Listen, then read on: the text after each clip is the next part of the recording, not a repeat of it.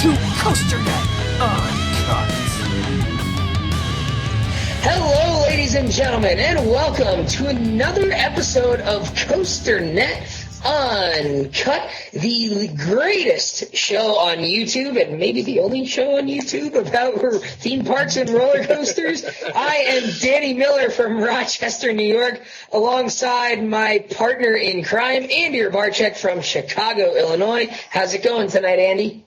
Oh, I'm excited, Danny. This is our official 1-year anniversary. 1 year ago, we released the first ever Uncut episode on Fury 325. Yes, we did. And man, have we skyrocketed since then. I'll tell you what. I never thought that we would go this far in views and number of fans that we have out there, and I have just been overly impressed, overly amazed. I've met so many great new people just from being on this show and doing this show each and every week, and I'm just so happy that we can give you a little enjoyment each and every week here on COASTER-net Uncut, because that's what we're here to do. Yeah. We're here to make it fun. We're here to make you happy. So I love it. Yeah, it's definitely been a fun ride so far, and you and I have talked about this before. It's been amazing, the overwhelmingly positive response that this show has gotten over the last calendar year. I remember sitting here with you a year ago talking about Fury 325 and Thunderbird and the Six Flags attractions, and next week, we're recording this on Sunday night, August 30th. By the time you folks see this, we will know what Six Flags is doing, and we'll get to start all over again and, kick off our second year of a show by talking about some of the new stuff now that we'll have all of our big announcements. September 9th, we're going to find out what's going on at Cedar Point, even though we think we might already know what's going on there. So it's exciting, and Andy and I both thank everyone who has been a part of this successful year for COASTER-net Uncut, and I think everyone would be in agreement with me that this is only the beginning, and we have some great things planned for the coming months and for the coming year, and we plan to get bigger and better. Just like we went from last September to this September, by next September 2016, we plan to be that much bigger, that much better, and hopefully you'll be coming along for the ride with us. But tonight, we have something very special planned. Months ago, way back, Andy, you and I did a show as the off-season kind of kicked off. Back in early or late 2014, I think it was. It was episode number 11, and we talked about Six Flags and which park was the best Six Flags park. And, we kind of had a little bit of a disclaimer because neither of us had been to La Ronde yet. We've both been there now. The only one that we haven't been to between the two of us is Six Flags Mexico. You've been to, I think that's the only one I haven't been to, and I think you haven't been to Discovery Kingdom. Kingdom. We talked about Six Flags and talked about how Six Flags over Georgia, probably the best, the bigger park, and then we also kind of gave a nod to Fiesta Texas as maybe the smaller Six Flags. It was kind of like 1 and 1A between Over Georgia and Fiesta Texas. And I said in that show that I think we're going to do this with Cedar Fair somewhere down the line, and people clamored for it. People were begging us to do that show with Cedar Fair, and we talked about doing it in the off season, but I kind of said to Andy, well, why don't we wait? Because I'm planning on maybe getting up to Valley Fair after graduation, which I did. I wanted to go out to California and get back to Knott's because my last experience, a lot of stuff were closed. We get to ride Voyage to the Iron Reef. I got out there and did that, and you said you wanted to get to Valley Fair, which you did, and we both said we wanted to go to Carowinds and experience the new revamped Carowinds with Fury 325, which we did. So now that the season is kind of over and we've done everything that we've said we were going to do, we're finally going to do the Cedar Fair show, and I'm finally getting to the point. Tonight, we're talking about Cedar Fair parks, and we're going to go through the same process we did with Six Flags. We've got 7 categories: roller coasters, non-roller coaster rides, food, operations, customer service, the environment or atmosphere or theming, scenery, that sort of thing, and then special events. We've got those 7 categories, and tonight, Andy, you and I are going to talk about the best parks from Cedar Fair in each of those categories. And then we'll probably talk a little bit about each and every park in the chain, I think. And then at the end of it, we're going to kind of decide on what we collectively think is the best Cedar Fair park. And the only I've been to all the Cedar Fair parks. The only one you have not been to is Great America and Gilroy Gardens. Yeah. We're going to throw Gilroy Gardens in there. You finally got to Valley Fair. I finally got to Valley Fair. I got to Worlds of Fun 2 years ago, which is out by your way. So we've got a pretty good grasp on the whole Cedar Fair thing. Me being a former Dorney employee, I think between you go to Cedar Point a lot, so we've got a pretty good handle on the Cedar Fair thing. Well, and before we get into it, if you want to go watch the Six Flags episode, it is episode 9, way back when. So it's 9? Okay. It's number 9. So this is episode number 35. So go all the way back to episode 9. Check out that Six Flags, because I still think that Six Flags episode is one of the better ones we've ever done. I love the way that one turned out. And it will always be relevant. Yeah, absolutely. And so you might want to go check that one out if you haven't seen it yet, and then come back and watch the rest of this one. But I think at this point, let's get right into it. Let's start with the first category, right? Yeah, let's do it. Of roller coasters. Yes. Now, roller coasters were the big thing. Mm-hmm. Now, the way we do it is both of us, we each get a point. So I get 1 point, Danny gets 1 point, and we can award that 1 point to any park in the chain. So Danny, I think out of all the categories, for me, this one is a runaway hit. This one is a no-brainer. This is the easy one. This is the easiest out of all the shows we've did, and out of all the questions I've ever answered on COASTER.net Uncut. This is by far the easiest question I've ever answered. The park with the best roller coasters is obviously Gilroy Gardens. Yes, definitely. I mean, they've got Quicksilver Express. The Quicksilver Express, that old Morgan mine train with the peeling red paint that looks pink now, and you can see the bare steel underneath it. I love Gilroy Gardens. Great little park. And their Timber Twister, their little Zero kitty coaster that goes through the woods. Now we're going to talk about. I'm gonna talk about Gilroy Gardens later in the show, but I think it's obvious that you and I are both. Now, I don't want to speak for you, but is it easy to say that both of our points are going to Cedar Point? Is there any question that Cedar Point has not just the best roller coaster collection in Cedar Fair, but the best roller coaster collection in the world? I don't want to get into a Cedar Point Magic Mountain discussion, but having been to both very recently, it's not a contest. It's not a contest. It's if people, West Coast people, I had your back in what's the best coaster state. I said California overall as a state has the best lineup of coasters collectively, because you add in, San Francisco, you add in SeaWorld. It has the best. But for people that tell me that Magic Mountain has a better lineup than Cedar Point, you know what? I don't know if they've You're kidding yourselves. Well, I don't know if they've legalized marijuana out there in California yet, but you must be like, seriously, because you got to be smoking something, because there is no way on any day that I get high on Top Thrill Dragster. Oh, stop. It's Cedar Point. It's the best lineup anywhere. And you know what? It is. It really is. There's no question. So both of our points go to Cedar Point. For funsies, though, just for fun, do you think there's a runner-up here in the chain? I don't know. Well, and that's what I was going to ask you, because the way we did this before with Six Flags is there were a few categories where you and I both thought that there was a definitive best in the category, but then we also liked another park and we agreed to mutually give it half a point. And that's what I want to discuss now.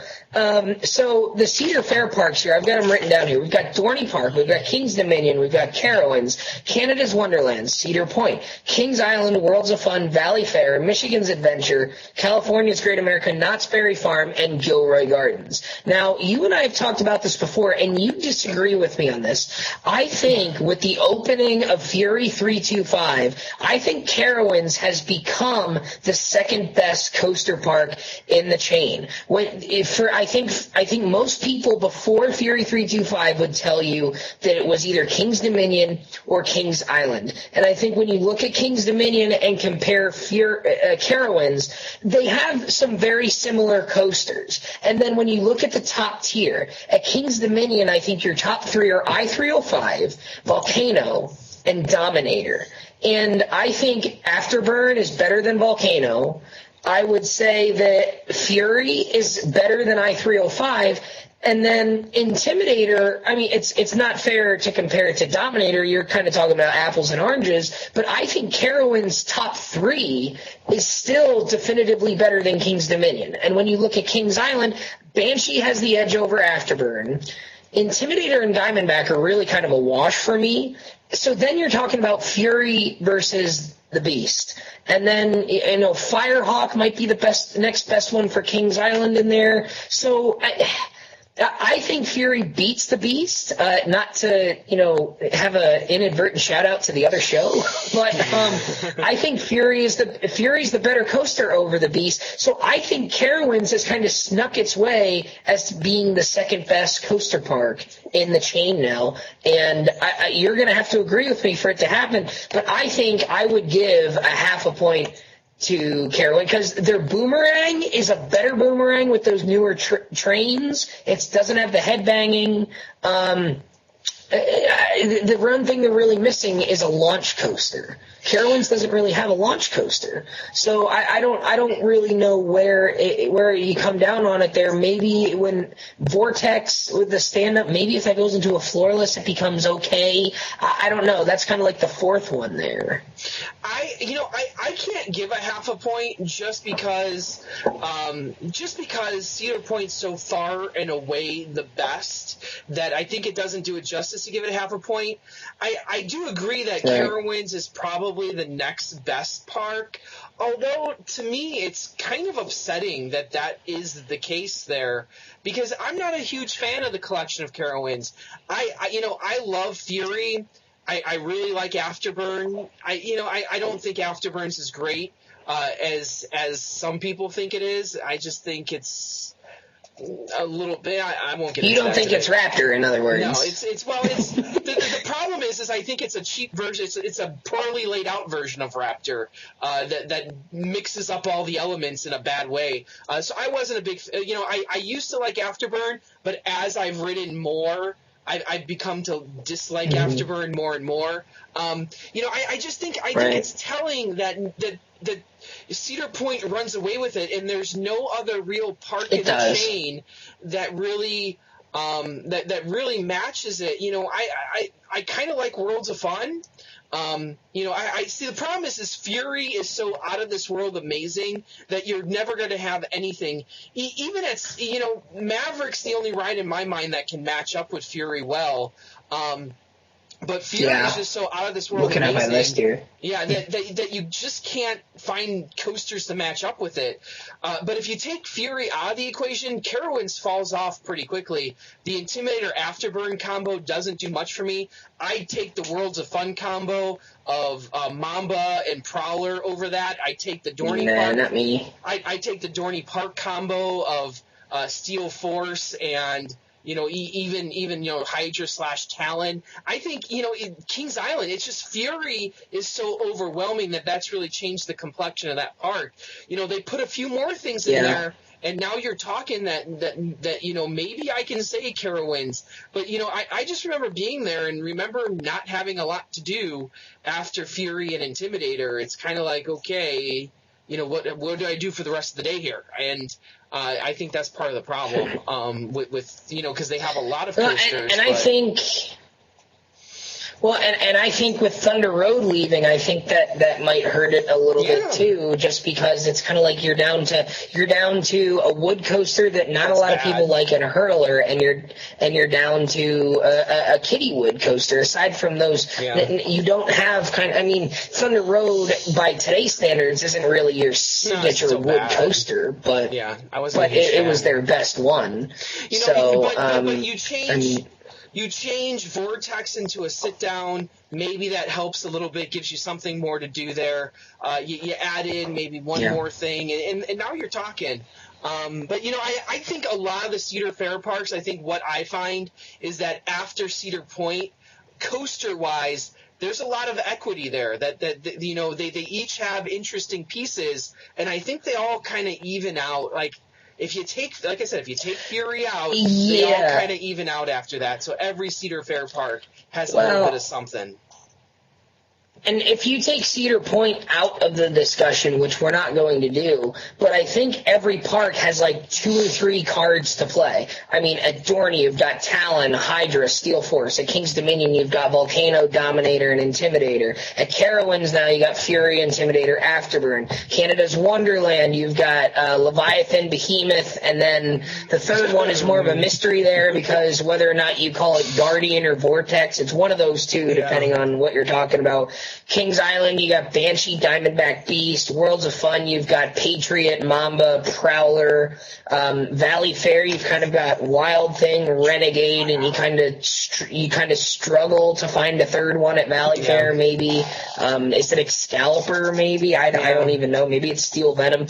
Michigan's Adventure, you've got Shivering Timbers, and Thunderhawk is a pretty good SLC by your SLC standards. So there's that. Great America, you've got Gold Striker and Flight Deck, so you're getting into small parts now.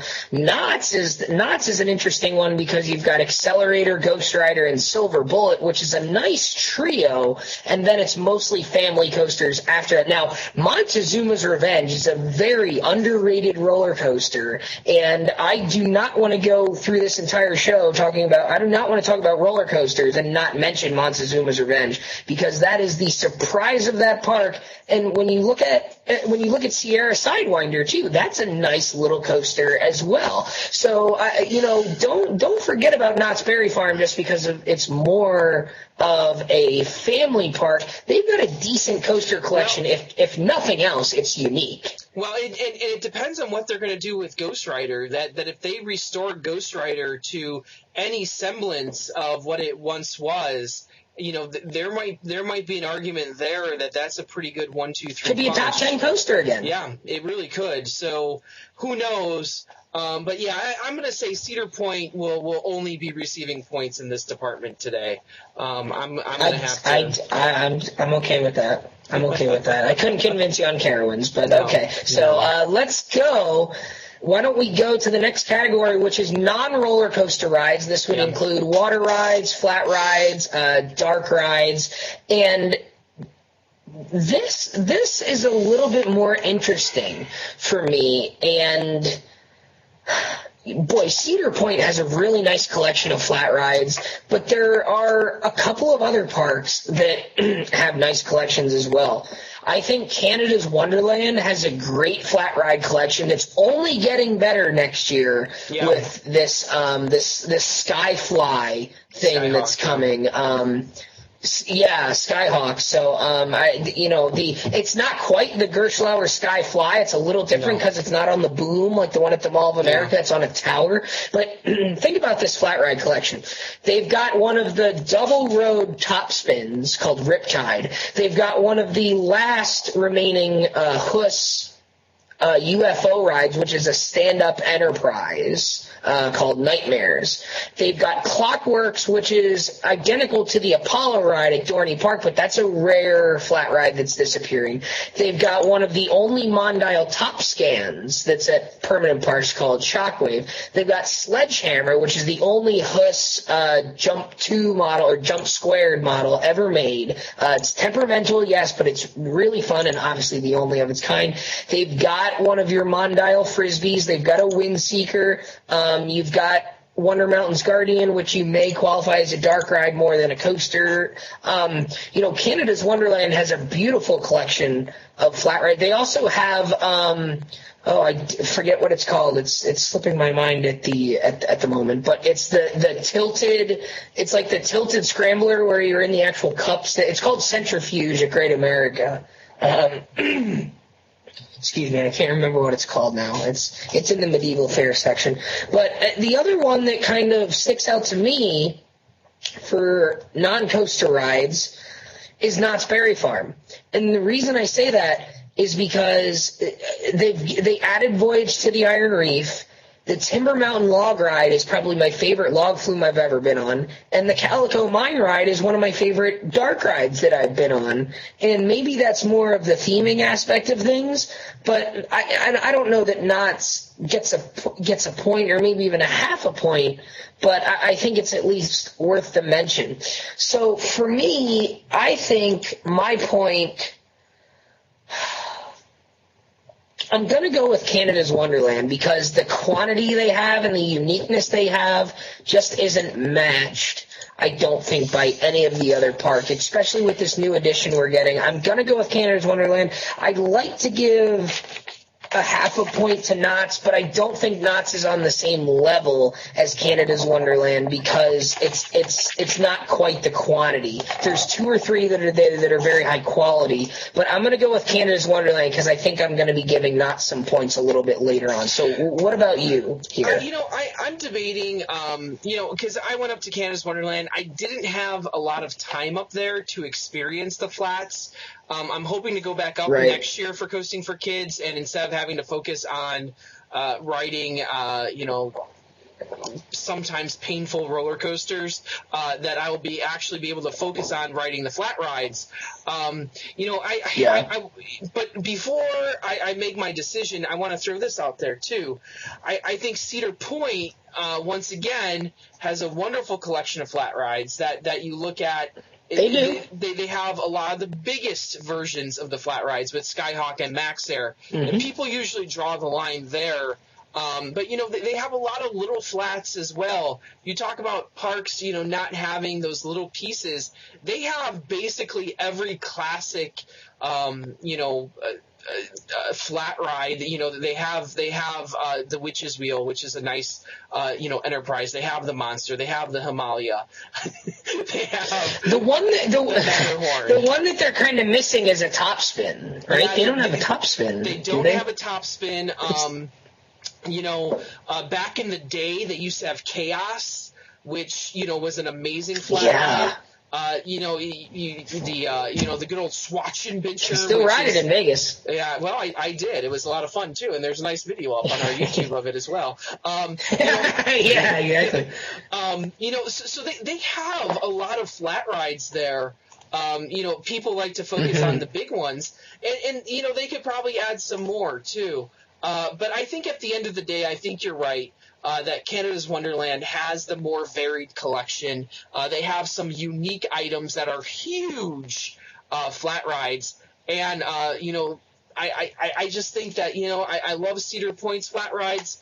And I even forgot Power Tower, one of the first S&S towers that really, that really set the bar. And Windseeker. Well, don't forget the Windseekers. If it's open. Yeah, if it's open. So I'm going to go Canada's Wonderland as well here, just because I think you're right about that. Okay. I think Canada's Wonderland is the way to go for flat rides. Should I mention Shoot the Rapids, or should I just leave that one there? Just leave Shoot the Rapids there. I don't want to start a war over. No, let's not. If we can avoid it, that'd be nice. So the next category is food, and this might be my favorite category outside of roller coasters. I do enjoy the food, and I'll tell you what, Absolutely. This year I've experienced a whole bunch of new food because I've had the season dining plan. So the season dining plan has allowed me to eat in a lot of, like, just this year, Kings Island, Cedar Point, Valley Fair, Carowinds. I've experienced Canada's Wonderland. Yep. I've experienced a lot of these parks' food options. So it's interesting. I think on pure breadth of food, though, the number of options, I'll tell you what, Cedar Point is hard to overcome. And people forget because they say, well, it's a lot of chains. And they're right. There are a lot of chains within the park. But when you talk about – what's wrong with that? Exactly. When I go to other parks and I'm thinking about, well, what hamburger hot dog do I want to eat at what stand? Cedar Point, I don't have that problem. I can go – to a Johnny Rockets, to a Subway, to Chickies and Pete's. Chickies and Pete's. It's a local thing for me. To be honest with you, I think they have more sit-down restaurants than any other theme park outside of maybe Disney or Universal. Like Joe Cool's Cafe. And you can go to Fridays at Breakers if you want to. Fridays at Breakers. They just opened up the Quaker Steak. They have a Japanese, hibachi grill inside Breakers as well. It's just the overwhelming. Mm-hmm. And then if you want fine dining, they have the Bay Harbor Inn, which if you have never been there and you want to have a really, really nice meal, it's gonna cost you money. It's a little bit pricier, but I'll tell you what, the food there and the setting, when the sun is setting over the lake, it's one of the nicest restaurants I've ever been to. It's kind of small. It's just a beautiful place. It's hard for me not to say Cedar Point has the food options. And to be honest with you, one item should push them over the edge, and that is called the cheese on a stick. That should win the contest. Ooh, cheese on a stick. Well, as far as the food, so are you giving your full point to Cedar Point for the food, or there's one other? Or are you going to lead me into mine? Yeah, there's one other place that I think I might give it to, but in my mind right now, I can't, in good conscience, give it to that place, having just convinced myself of the Cedar Point argument over the last 2 minutes. Well, and I kind of alluded to this a few minutes ago, but my food point and my whole food point is going to Knott's Berry Farm, and I think we had a frozen lemonade there inside the park, which was fantastic, and I'll tell you what. The smell throughout that park of the food that is being made there at the park is fantastic. But the real kicker is going outside the park next door to Mrs. Knott's Chicken Dinner Restaurant, where you can get two or three giant pieces of fried chicken, mashed potatoes, corn, chicken noodle soup, and don't forget the boysenberry pie with ice cream at the end of it all, and my personal favorite, the boysenberry barbecue sauce. Oh, yeah. It is absolutely phenomenal, and if it wasn't sold in glass containers, I would have bought a ton of it to take home with me on the plane, so I'm going to have to order it online. But I think it's what happens when you go to Knott's Berry Farm. You go to Knott's, you ride the Calico Mine Ride, you ride the Timber Mountain Log Ride, you ride Ghost Rider, and then you go and you get a chicken dinner. I mean, that's what happens when the waiter comes up to your table and is like, so 2 chicken dinners for you folks tonight? Absolutely. That's the thing to do. And, the berries, the boysenberry, it's the birthplace of the boysenberry. It's part of what Knott's is, and rightfully so. So I agree. Cedar Point has some great options. They've got some great chains. They've got some great places to eat. But I think Cedar Point is about the roller coasters. Knott's Berry Farm, the food, I don't think food is so much part of what Cedar Point is like the roller coasters are. Roller coasters are to Cedar Point as food is to Knott's Berry Farm. I think that's kind of the analogy here, and that's why I'm going with Knott's Berry Farm. So I don't know what your final decision is. I don't know if maybe I've convinced you a little bit, or if you've got something to add. You reminded me of something, and if ever there was a counter argument to the cheese on the stick, it would be the boysenberry. I think I lived on boysenberry punch for 2 solid days at Knott's Berry. All I drank was boysenberry punch. Here's what I do think hurts Knott's Berry right now, and I don't know if this is true in the park anymore, but I know the Pink's Hot Dogs closed outside the park. That's a big loss for Knott's Berry, because at Knott's Berry, it's the chicken dinner or Pink's Hot Dogs. They had a stand on the inside of the park, but I don't know if that stand is still open. I think I remember it still being there. Don't quote me on that, but I think I remember it being there. It was over on kind of by Accelerator off on that midway. It was on the boardwalk, right? It was yeah. It's kind of. I thought it was. I think it's still there. So I don't know about that. And the other thing that I didn't mention about Knott's is when you go through that area by Montezuma's Revenge and Jaguar, they've got a lot of good Mexican options because they have that little Mexican Fiesta Village there. So they've got some other options inside the park. I know. I've always, Dorney has the Chickies and Pete's thing, which is local to Philadelphia. Carowinds revamped all their menus. They had okay food, but it's for me, it's a runaway with Knott's Berry Farm.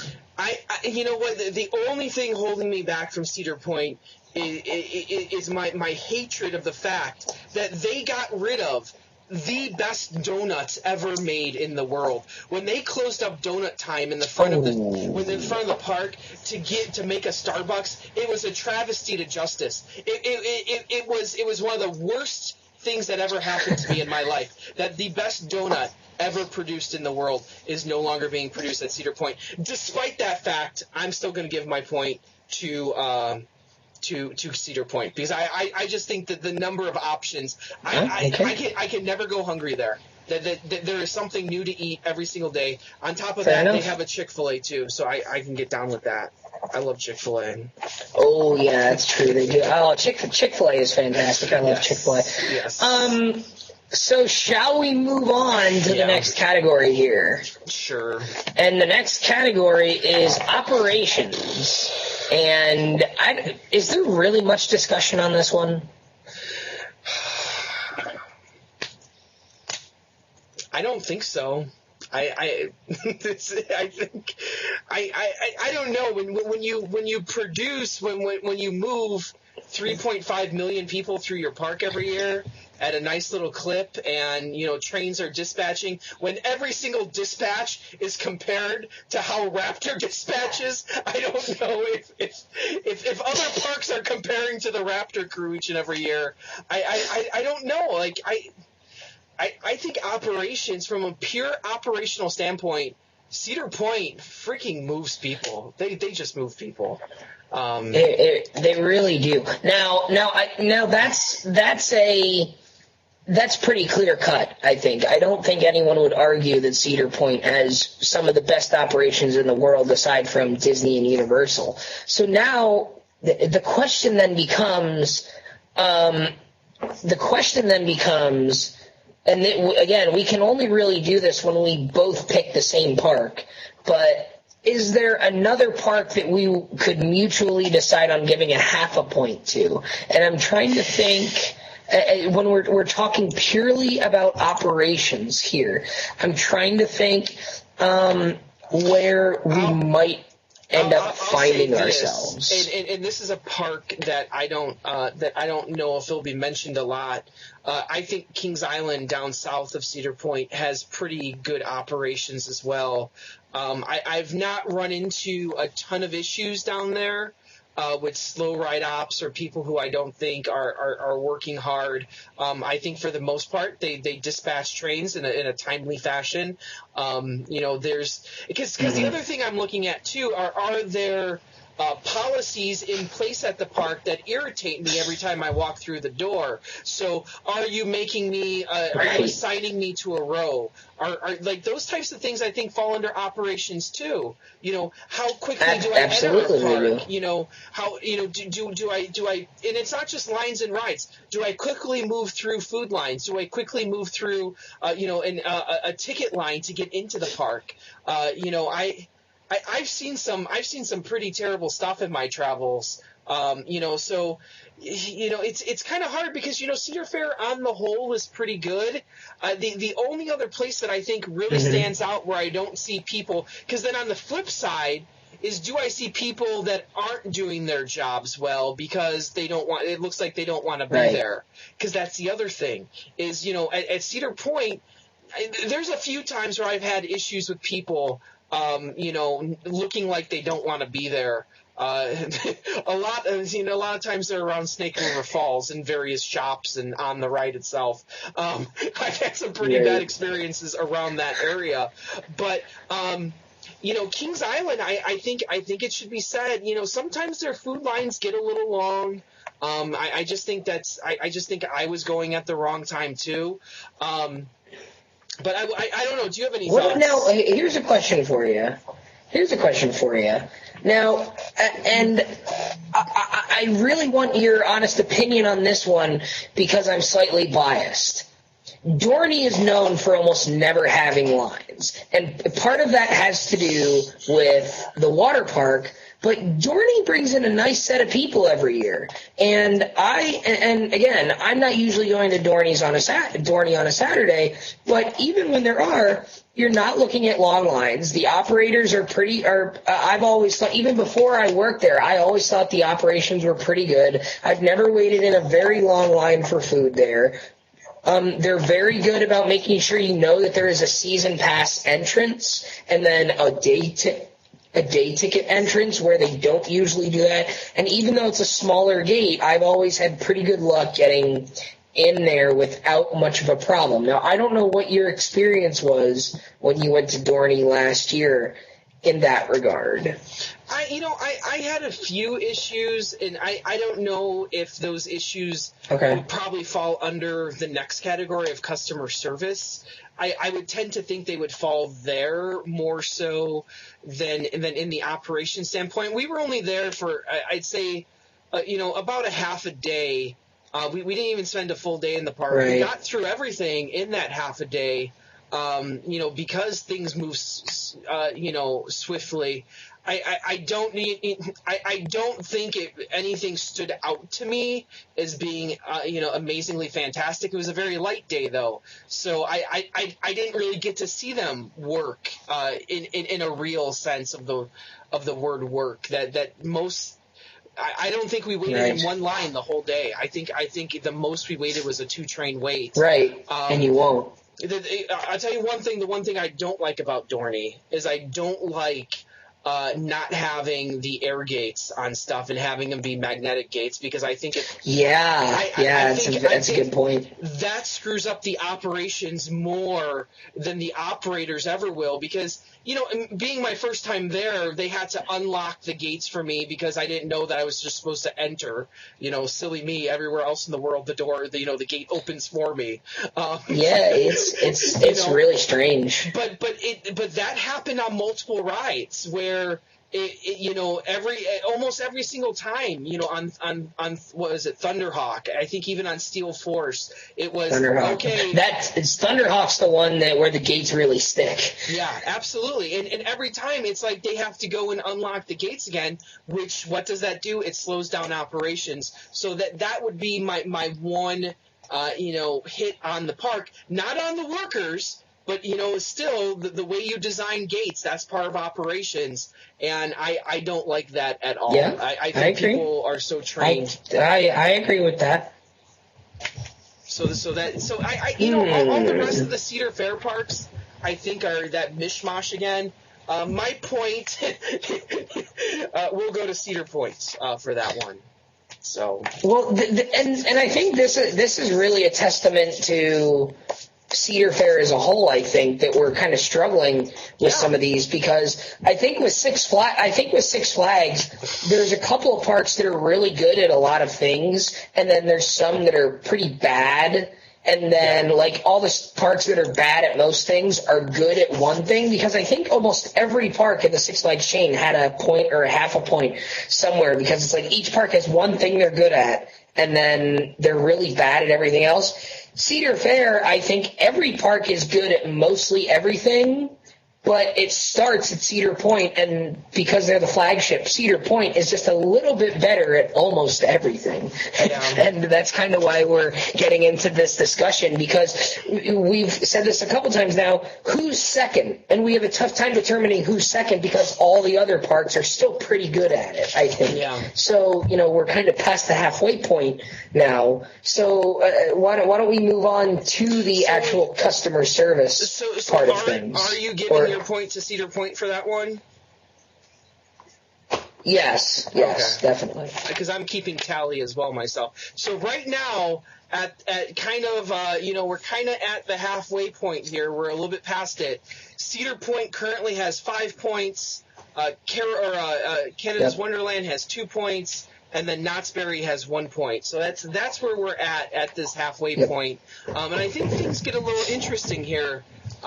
Starting with customer service. So I'll let you start, because I think people are getting tired of my outlook on things on this one.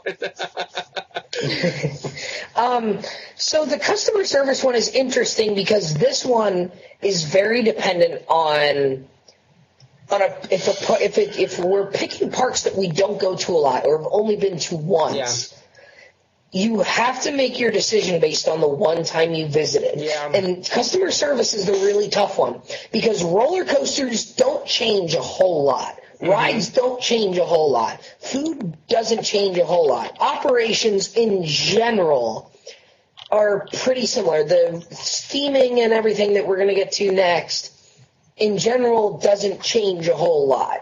The customer service is where one bad experience, one bad apple, as they say, spoils the bunch. One bad experience can really turn you off from a park completely. And I think you had this experience at one of the parks that I'm going to mention here. I'm going to split my point into two here for 2 half points. I'm going to give a half to Knott's Berry Farm, because we had several people that were very, very friendly and very, very helpful at Knott's Berry Farm during our time there, and it really just made us excited to be there. And on the Calico Mine ride, I mean, they have to have someone spieling through that entire ride. We had a very enthusiastic guy. He made some little jokes here and there who were very friendly. The staff at Voyage to the Iron Reef was extremely friendly.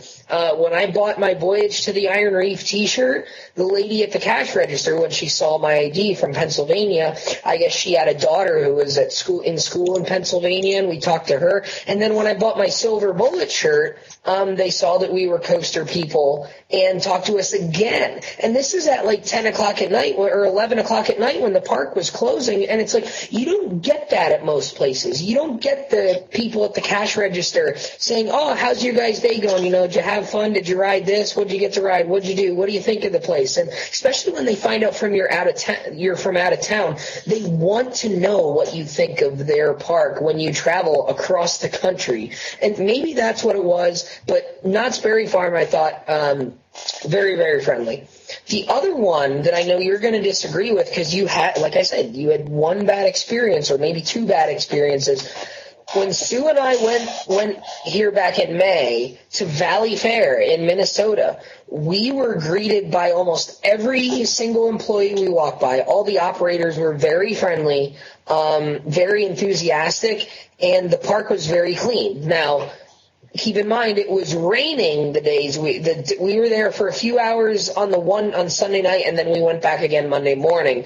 And it was raining or threatening rain most of the time. And the Sunday night we went there, they actually closed the park 2 hours early because there were that few people in the park. So maybe they were excited to go home early. Maybe that's why the park was so clean, because there wasn't a lot of people there. But despite the rain, we were greeted. The folks at Valley Fair, Excalibur, were very, very friendly. They they let us re-ride. They discussed, different park stuff with us. They even talked about like why they were closing early and whatnot. So, they even shared some of that with us, which you don't usually get. So I'm going half a point to Knott's Berry Farm and half a point to Valley Fair. I'm not saying maybe Valley Fair has better customer service than any of the parks, but like I said, I had a really good one-time experience the only time I've been to Valley Fair, and they made a good first impression. And that's kind of my story, and I'm sticking to it. So I know you had a bad experience there, so you're probably going to go a different way. Yeah, I am not going to go with Valley Fair. There was a lot there. The people were super nice. I almost thought that sometimes they were overly nice at the expense of their jobs. Almost like they were fake? Like, no, they weren't fake. They were very genuine, but they would do nice things at the expense of operations, which sometimes is okay. But if you do that all the time, I think it leads to giving more people a bad experience. Depends on how long of a line you're waiting in before you get there. Exactly. There were some very nice people at Valley Fair, but on the flip side, I ran into a few and had a few situations that just didn't sit well with me. I don't want to really get into them here tonight. But the fact of the matter is it was a mixed bag for me. That there were some really, really good things. I haven't told this story, but I got stuck on Excalibur. That the seatbelt actually got locked inside. Oh yeah, inside the thing. So they had to call maintenance, and they had to actually cut me out of the ride. So it's and actually cut kind you of cool. out. Yeah, it's pretty funny. But did you get to keep the seatbelt? I did not. I didn't even ask. I have pictures of it. I'll put some pictures here. I have some pictures of the cut seatbelt for people that don't believe me. But anyway, that's funny. The write-offs were super nice, super amazing. We had a good time throughout the whole experience. So there's that. But then I have these other negative experiences, and it's kind of a mixed bag. It's funny because customer service, like you said, if you only go to a park once, one event can spoil you on the whole park. So one bad experience, in even a half a day, and I go back to Dorney with the ride-op on the kiddie coaster, that nowhere does it really say that adults cannot ride the ride. Other parks let adults ride the same exact ride. There's nobody in line there. We get up there and she's like, "Oh, you guys can't ride," and then it was kind of snotty about it too, and then not more than 5 minutes later, these high school girls come up who are just as tall as anybody in our party. Obviously we're a little bit older, but they're high school kids, and they got on the ride perfectly okay, and she let them on. And I'm just sitting there, and it kind of spoiled me on the whole day. It's kind of well, you know what? You're not equally enforcing the policies, and that's part of the problem. This one's so hard for me to find a good, because I hate going back to the same thing, but I've been going to Cedar Point for 20 years, and I can pretty much count bad experiences on one hand. And that comes down to going to a park all the time. You have a lot more chances for bad experiences, but you have a lot more chances to make up for those bad experiences. And I'm trying to think of another place where the customer service was really outstanding. Carowinds this year. Oh my God, no, not at all. Because the thing that also gets me is write-ops who I feel are inept. And there were multiple times that I went one weekend, my sister and her fiance went a different weekend, and we both had stories of where, our restraints weren't checked at all and our trains were dispatched without checking. It's just like people who, and they're assigning you rows there, so that's operations, but they don't know how to assign rows, and it's like they're not doing it correctly. They do it badly. and then they catch an attitude when you say, hey, I want to go in this row, because you don't know how to actually figure out what people go into a row, and then they catch an attitude with you. And I'm just like, no, that's not going to work with me. Right ops who Are we back at Goliath at Great America? Yeah, seriously. And if you want to start yelling at a customer, then you know what? If they're doing something wrong, that's endangering people's lives, but if they're doing something because you don't know how to do your job correctly, then that's an issue, and that's at any park with me. That I'm not going to sit there and with right ops and have them pull power trips on me. I'm just not going to have it just because you think that you have some semblance of power in your head. I'm not. Now, granted, there's times there's rules. There's rules there for a reason. But when right ops indiscriminately enforce those rules or enforce the rules how they see, that's not providing me with a very good experience. It goes back to the Dorney Park incident. It goes back to the Valley Fair incident. It goes to the Carowinds incident. And it's just customer service is training people how to talk to other people. You just can't say anything you want to them. At Knott's, I had an issue with my season pass. They dealt with it nicely, I can't say anything bad about it. It wouldn't scan at the front gate for some reason because we had renewed it. It was, I've had that happen before. Yeah, and it's a hassle. It's a hassle, but it wasn't rude. I'm trying to Kings Island. I've had issues with people there. It's just King's Dominion. I don't think I've had any issues with people there. I don't know. I'm just gonna give my point to Cedar Point. Like, screw it. Screw it. Okay. So now I'm very hard to please. I'm sorry. I have a. No, I understand completely. You know what? No, I'm not going to give my point to Cedar Point. I'm not. And here's why. I figured it out. I know where you're going with this. Keep going. I'm going to give my point to Michigan's Adventure. I might have shocked the crowd. Oh, okay. That's not where I thought you were going with that. Where did you think I was going?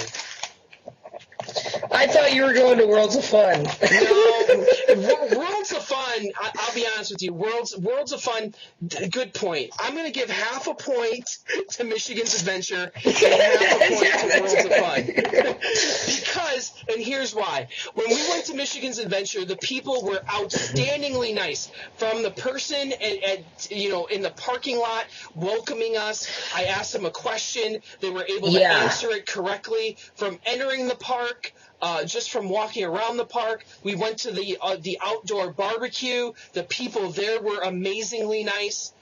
The people up there were super nice, and it made my day. Worlds of Fun at the same time, the experience I had at Coasting for Kids, the people were pretty nice as well. I haven't had issues, so I'm going to give both those parks half a point because I want to see them on the board because I think they should be mentioned.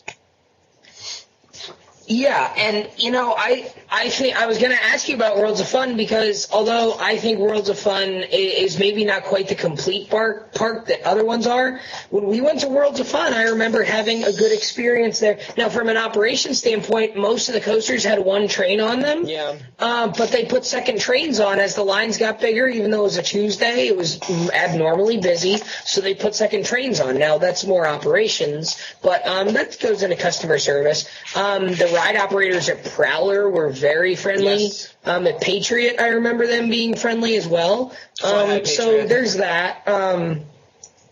Yeah, exactly. So I mean, Worlds of Fun. I'm okay with Worlds of Fun. Michigan's Adventure didn't do anything special for me in terms of the customer service. Although they didn't do anything that soured me on the place either. Generally speaking, I think I have less issues with customer service at the Cedar Fair parks. I don't really encounter I have a few bad apples here and there, but they're few and far in between considering how many times I go to Cedar Fair Park. So I'm not going to complain as a whole, really. I think it's sometimes you just have some bad luck. So you gave your points to Valley Fair and Knott's on that. It's been a while after my long speech about who. Yeah. So, I forgot who you gave your points to. Okay, so the next category is another interesting one. Is environment/atmosphere. I'll let you. Well, do you want me to start? This is no contest for me, and I'm going to go back to Knott's Berry Farm. Yeah. And the reason I do that is because Knott's Berry Farm is the closest you can get to Disney-esque theming at regional theme park. And I'm not talking about Busch Gardens. I'm kind of counting that as a national brand. Busch Gardens and SeaWorld, I'm counting that as like a national brand. Universal and Disney are national brands. I'm talking like Six Flags, Cedar Fair, your small mom and pop parks. Knott's Berry Farm, that ghost town section of the park is phenomenally done. The theming around Ghost Rider is phenomenally done. The boardwalk area used to be very typical Cedar Fair. It's concrete and steel rides. They've done a very nice job of revamping the boardwalk area of the park. They've kind of redone the area around Boomerang, the area around Accelerator. They put Coast Rider in there, and that's very nicely done. They put in the Surfside Gliders, I think is what they're called, the Flying Eagles ride that goes over the water. They've done a very nice job of kind of taking that perilous plunge area and making it much brighter, much more vibrant, doing lighting in that area of the park, which is very nice. Very similar to the Gemini Midway, how it is now at Cedar Point. It's very similar to that, and the area around Voyage to the Iron Reef is very nicely done as well. And then, like I said, that Mexican area over by Montezuma's Revenge is still very nicely done and very well themed. And then the not Planet Snoopy, it's still Camp Snoopy over there, and that is still themed very, very nicely. And I think it's a very the atmosphere of Knott's Berry Farm, it almost makes you feel like you're not actually going to a theme park. It makes you feel like you're going to a ghost town or a Mexican village or an actual boardwalk, and there just happens to be rides there. And I think when people get excited about, we're going to go to the ghost town at Knott's Berry Farm and, the little strip mall right outside there, I think that all comes into play with the atmosphere and the feel of the park. And you walk in there and you've got the big old wooden water tower that says Knott's Berry Farm, and then you've got the Cobra roll of Silver Bullet sitting right there. And it's like Rob Decker said in the Gatekeeper documentary, and they were trying to do the same thing with Fury. They already have it with Knott's Berry Farm. It just kind of screams, come on in, we're having a great time. And yeah. I get that feeling at Knott's, and you don't get that feeling at every single park. And I talked about Timber Mountain Log Ride. I talked about the Timber Mountain Log Ride, the Calico Mine Ride. When you just talk about the theming as a whole and how well it is done and how well it is kept up there, Knott's is a step ahead of everything else for me. Yeah, no, you're absolutely right, and it's not even inside the park too. That if you extend it outwards to the whole area, that whole little shop area with with the chicken dinner, there's a bakery, there's a beautiful star fountain by what used to be the old Peaks. Yes. Yep. The star fountain, coincidentally, is where I actually the Independence Hall is out there by the parking lot. Yeah, the star fountain's coincidentally where I got engaged in 2011 on New Year's Eve. It was 2010 going to 2011. So, it's I did not know that about you. Yes, absolutely. Got engaged at Knott's Berry Farm. So that's fun. Yeah, as much as I love the beach atmosphere of Cedar Point, the inside of the park doesn't have it's a nice feel. It just doesn't have. It's more of an amusement park feel. That it's the traditional Midway, and if that's what you're looking for, it's really nice. But Knott's Berry, I think, is going to get my point as well here. I thought about. I think some other places. I think Worlds of Fun is a nicely themed park. The Africa section's pretty cool. I think another one that people forget about a lot, but having been there for the first time, Canada's Wonderland is a very, very nice park. You get beyond the rides. It is. And Canada's Wonderland is a beautiful park. That entranceway and that mountain. It is. You know what? I'll take that mountain over a stupid Eiffel Tower any day of the week. I love that mountain, and with the waterfall coming off of it, just amazing. Just a really, really and nice it's a great park. setting for the dark ride. It's a great setting for the story. And just the whole park now, in general. I'm gonna go ahead. Just the whole park in general, though. There's like fountains everywhere, brick pavers. I'm thinking about the walkway over past the SLC flight deck. That whole walkway is beautiful with that carousel smack dab in the middle with the tree and coverage. the big globe. Oh my God, it's beautiful. It's absolutely beautiful. So if it wasn't Knott's, Canada's Wonderland would be my second place I would choose. I don't know if it's worthy of a half a point, but So I will concede a half a point to Canada's Wonderland if you'll let me give a half a point to another place. I mean, we talked about this beforehand. Now, you haven't been there, but Gilroy Gardens, and it's kind of an oddball because people forget about it, but Gilroy Gardens is the kiddie park version of Busch Gardens. The flowers all over the park, the foliage. There are trees overhanging all the midways. You're always in shade. The circus trees. Now, I have some pictures from Gilroy Gardens, so I don't know if you can grab them off Facebook and put them up, or if I'll need to send them to you. Yeah. But maybe you can, while we're talking here, you can put up some pictures of Gilroy Gardens.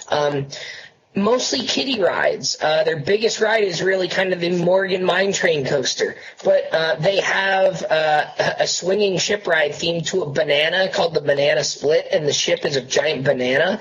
And they have the garlic twist or the garlic twirl, where it's like the teacups ride, but it's enclosed and you can spin the garlic like that. Like that's their theme, is the garlic bulbs. Like that's their mascot, the Gilroy garlic. It's really, really amazing how this little park that people almost never talk about can be so beautiful and so well themed. And you see it in the golden tickets when they talk about best theming or best scenery or best landscaping, I think is the category. Gilroy Gardens is always right there with the Busch Gardens parks. They're always right there. And for a while it was Six Flags Over Georgia was in that discussion too.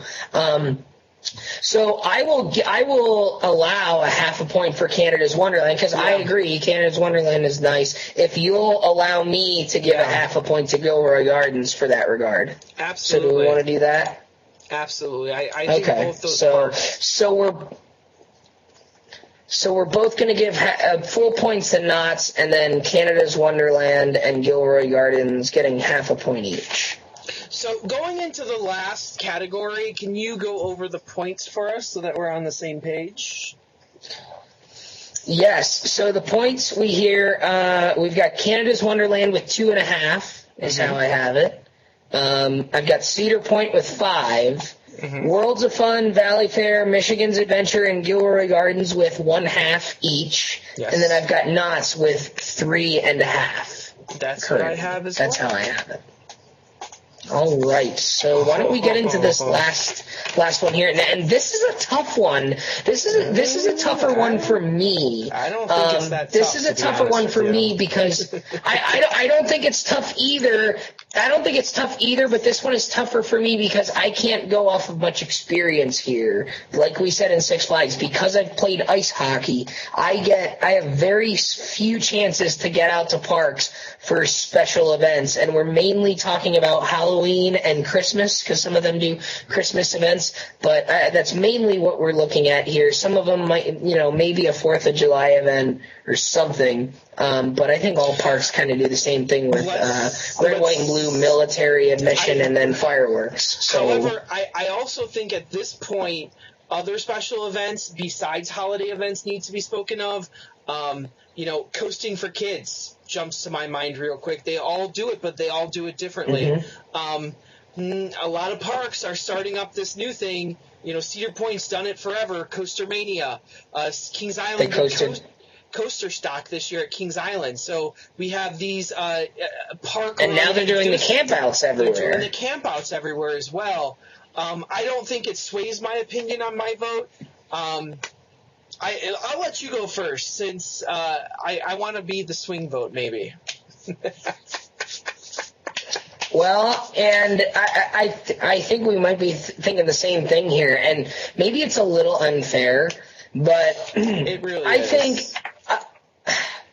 first of all, I will mention that Dorney Park has one of the better haunts. I think, especially on the East Coast, Dorney Park's haunt has a much better reputation than the Six Flags Great Adventure Fright Fest. And I'm not just saying that because I'm biased. There are plenty of people who, when it was still Halloween weekends and now that it's the Halloween haunt, it has a much better reputation and is their busiest time of the year. I know Kings Island is the same way. Those are the two parks that I really wanted to kind of mention that I'm not going to vote for. And again, maybe it's because I've been to Dorney's haunt, and yes, Dorney's haunt is fantastic. I haven't been to it in quite a few years, but I've been to it after hockey games when I was in high school and could just run down there for a few hours. You hear that Kings Island's haunt is great. Cedar Point's event is always great. Carowinds is a very popular one as well. But I think the cream of the crop and the one that you hear about the most and has the best reputation is Knott's Scary Farm.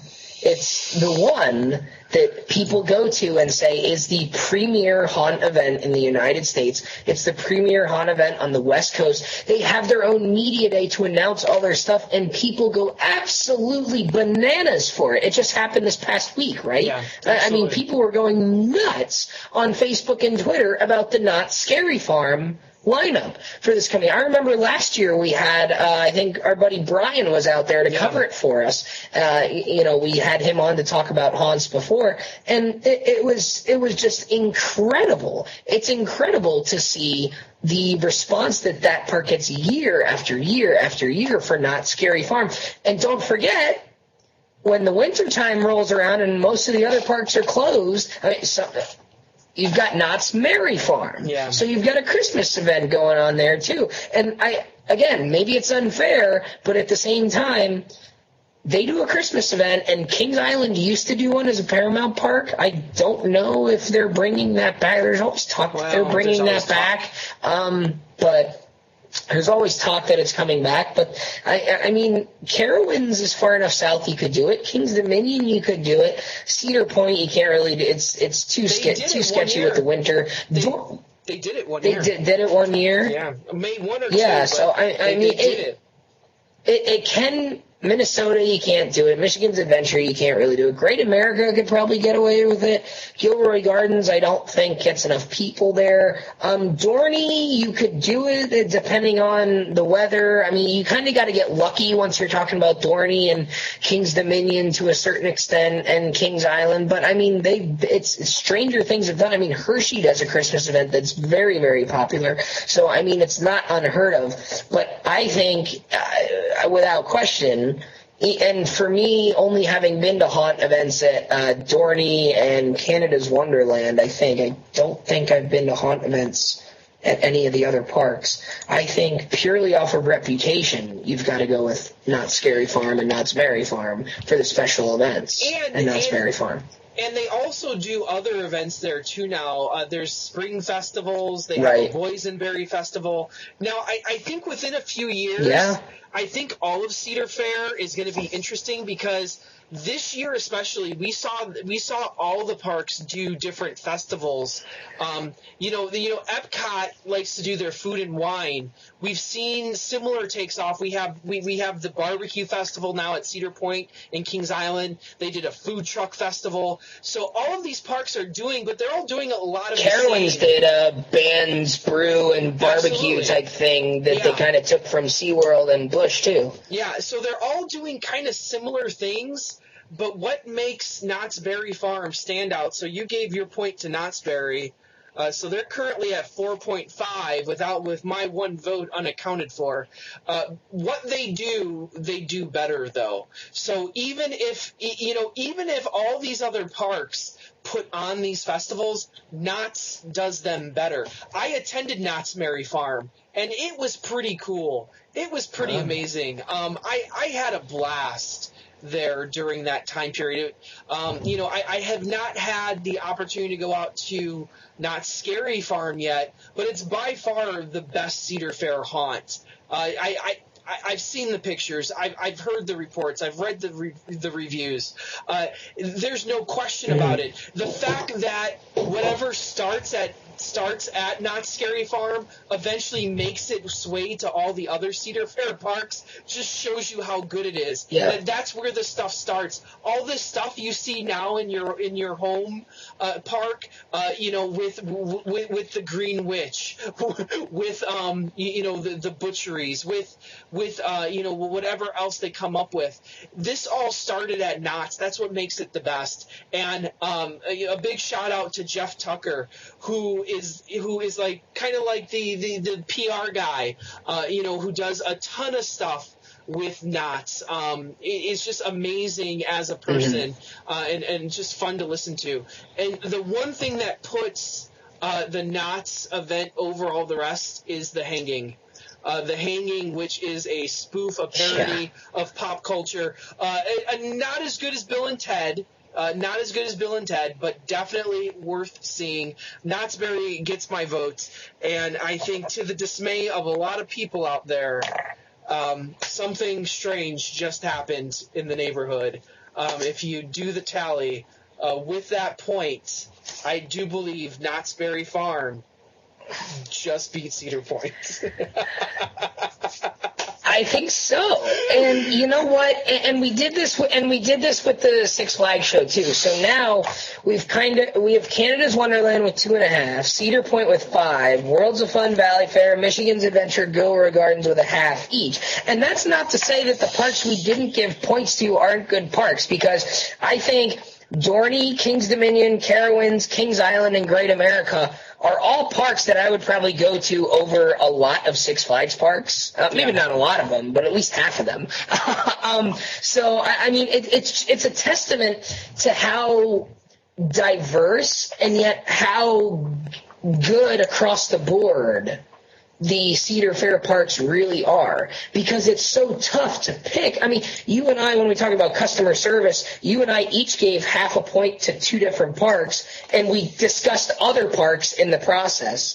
And it really shows how you have a flagship park, maybe 2, and the others kind of follow in their footsteps, but because they're a little bit smaller and not quite as well known and maybe not quite as visited, they come close, but not quite. Whereas Six Flags, it's kind of like they're kind of all over the board, and there's a lot of inconsistency. So I think this is a testament to how even Cedar Fair is across the board as a chain. And we got to do that Cedar Fair versus Six Flags show eventually. We always talk about that. That's going to be one that we eventually do here in our second year. And I mean I don't want to spoiler alert, but I think we're kind of showing our hand a little bit already on that. Yeah. But so now we kind of discussed it as a whole, where we said, Six Flags over Georgia and then Six Flags Fiesta Texas, because they're very different, and we kind of wanted to credit them both. And I think it comes down to the point where, if you're looking for rides, if you're looking for good operations and efficiency, and you're looking to just ride a ton of roller coasters, a ton of rides, and to have them be the biggest and the best, you go to Cedar Point, and you expect to have a good time at Cedar Point, because, maybe it didn't win the golden ticket for Best Amusement Park in 2014. We'll see how it does in a few weeks here in 2015. But Cedar Point has become the right answer for the best amusement park in the world. It's become the go-to answer.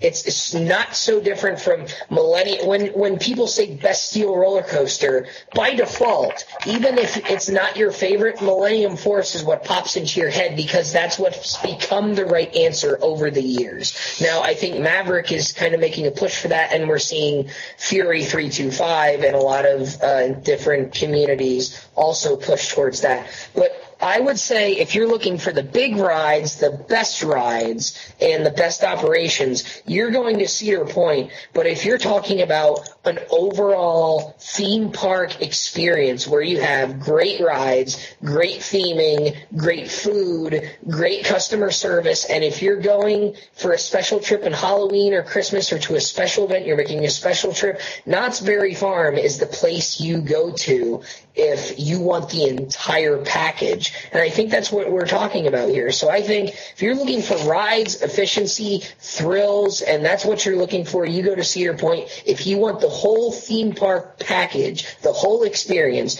you go to Knott's Berry Farm. Well, I think it's another 1A, 1B here, like we had with Six Flags. Yeah. The problem is when, and we talked about this on the pre-show, let's assume for a second that we each got 2 points to give out instead of just one.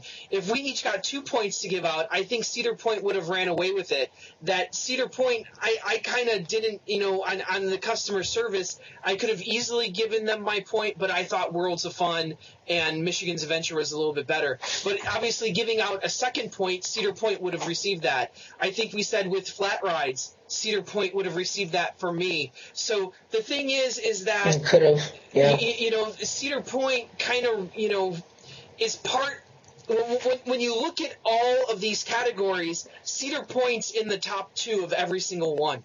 That every single one of these categories, maybe just about, outside yeah. of. Maybe the only one I would say it wouldn't be is maybe environment/atmosphere, but it's still really, really nice. The beach and everything, and the entrance and the Gemini Midway. And they all are. They're all clean parks. They all have nice flowers or foliage. They all have, if there is theming, like Dorney Park doesn't really have a whole lot of theming, but like the theming around like Banshee is well done. The area around Fury, while not really a theme, is done very nicely. They've got the lasers, they've got the lighting. So that is done very well at all the Cedar Fair parks.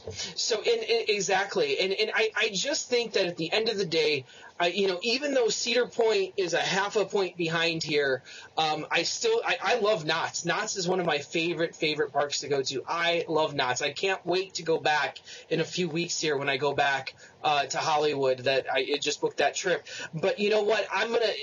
I still think Cedar Point's the best, just because it's right there in the discussion of all of them. Yep. And most of us, we went back and forth between Cedar Point and Knott's. So those are 2 of the by far. I don't want to give a ranking here. That with the Six Flags parks we gave like a ranking of 1 through 5. I just think we need 2.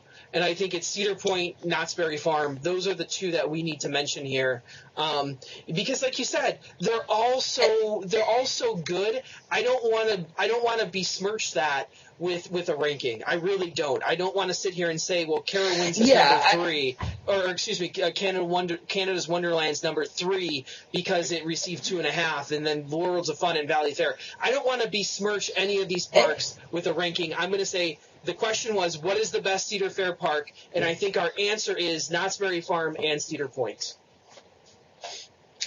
Yeah, because like you said, if we go into a ranking, then all of a sudden we have a couple down there at the bottom that are still really nice parks. Absolutely. And we don't want to do that. Cedar Fair has a great collection of parks, and I think the best thing about it is we've heard different people talk about it. Six Flags is one encompassing brand. Six Flags parks are supposed to be a lot alike, and they are. And the problem is, I don't think that's necessarily a good thing. The Cedar Fair parks are not supposed to be alike. They're all supposed to be different. They're all supposed to be catered towards their different markets. They're supposed to have their different pros and their different advantages. But at the end of the day, the core of what makes a great theme park, great rides, great food, great operations, customer service, great atmosphere, and special events, they all do those things well. And while they're each very different from one another, they still have those cornerstones and those key things you look for in a great park. They all have those things. And that's why I think that's a testament, again, to how good the chain as a whole is, with Cedar Point and Knott's Berry Farm being the cream of the crop by just a little bit. Yeah, for sure. So I think on that note, I think we should wrap it up for this evening. I can't put it any better than that. Just once again, thank you for this very special first year that we've had all across COASTER-net TV. It's been really fantastic. I cannot thank the fans enough for what they've done for us. And I know like you guys enjoy watching us, but we enjoy speaking to you too. So that it's a two-way street, that for as much as we do for you, you do for us as well. Yeah, it's really been fantastic. Like I said at the top of the show, the overwhelmingly positive support that Andy and I have gotten over the past year here, and the friend requests on Facebook and the follow requests on Twitter, and the messages and the emails of, hey, what about and on the forums, this is a good idea for a show, and hey, can I take pictures at this park of this new ride for you guys and whatnot, and meeting up with those people at the parks. I know you and I met up with Dason a couple of times together while we were at Holiday World. I know you've met up with him a couple of times. Yeah. I know, is it Jeff? I know you saw him down at King's Dominion. Yep, Jeff and Anna was part of the draft there. One of our listeners, Adam, I just rode Boulder Dash with a couple of weeks ago up there at Lake Compound. So that was a lot of fun.